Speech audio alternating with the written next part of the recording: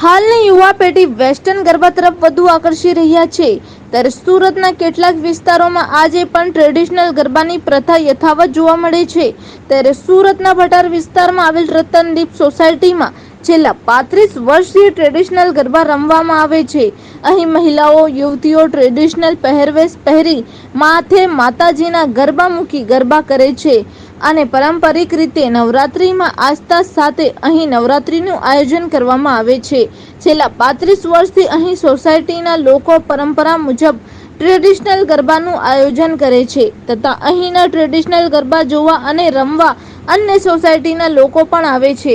રતનદીપ સોસાયટીમાં નવરાત્રી દરમિયાન માતાજીની પૂજા અર્ચના કરી આરતી કરી થાળ અને ગરબા કરવામાં આવે છે. કેમેરામેન તુલસીરામ સાથે Rashmi Rana, voice India TV. જી આપણું નામ? પટેલ હીર.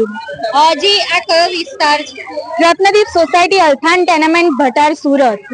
જી આપણે ત્યાં કેવી રીતે ગરબાનું આયોજન કરવામાં આવે છે? 35 વર્ષથી આ ગરબાનું આયોજન કરવામાં આવે છે અને માતાજીની શ્રદ્ધા અને લોકોની માનતા આટલે પૂરી થાય છે એટલે આટલે વેસ્ટર્ન કલ્ચર આવ્યું નથી. નાનાથી મોટા બધા લઈને ટ્રેડિશનલ વેરમાં આ ગરબા ઘુમાડે છે.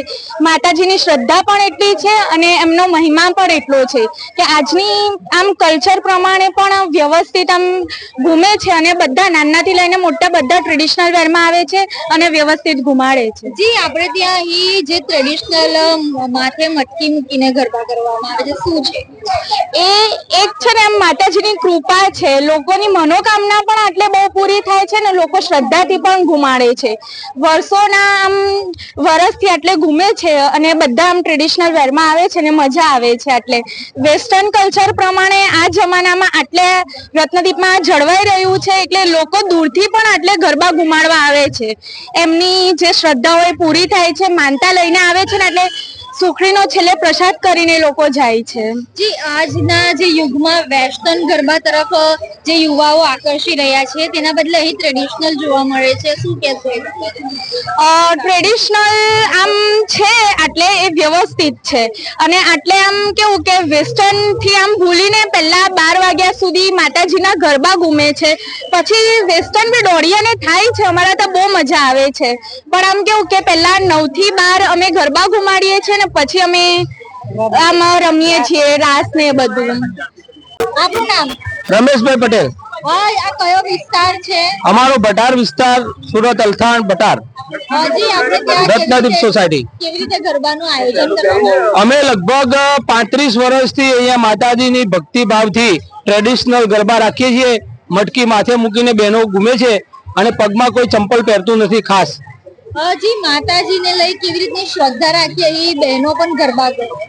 બધી જ બહેનો માતાજીની ફૂલ શ્રદ્ધા રાખી માનતા પણ માનતા હોય છે અને એ રીતે સુખડીની થાળી પણ કરતા હોય છે અને બહુ ભક્તિભાવથી પોતાના સારા સારા ડ્રેસ, ચણિયા ચોળી અને ટ્રેડિશનલ ડ્રેસ, સાડીમાં જ બધા લગભગ માતાજીના ગરબા ગਏ છે. સુરતમાં નવરાત્રીનું અલગ અલગ આયોજન કરવામાં આવેલું છે તો અલગ અલગ વિસ્તારોમાં માતાજીના ગરબા થઈ રહ્યા છે.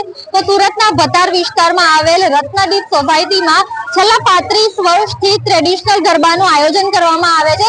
આપ જે રીતે જોઈ શકો છો કે અહીં માતાજીનું જે ખાસ ટ્રેડિશનલ રીતે માતાજીની સ્થાપના કરવામાં આવેલી છે અને અહીં જે મહિલાઓ જે છે તે માથે માતાજીનો ગરબો મૂકીને ટ્રેડિશનલ રીતે માતાજીના ગરબા ગાય છે અને જે હાલના આજના યુગમાં જે રીતે વેસ્ટર્ન તરફ લોકો આકર્ષી રહ્યા છે પરંતુ અહીંની જે મહિલાઓ છે, યુવતીઓ છે તો તેમજ યુવાઓ છે તેઓ તમામ અહીં ટ્રેડિશનલ ગરબા અહીં રમે છે અને માતાજીને શ્રદ્ધાથી અને આસ્થા રાખીને 9 દિવસ માતાજીની પૂજા અર્ચના કરે છે. કેમેરામેન તુલસીરામ સાથે રશ્મિ રાણા, વોઇસ ઇન્ડિયા.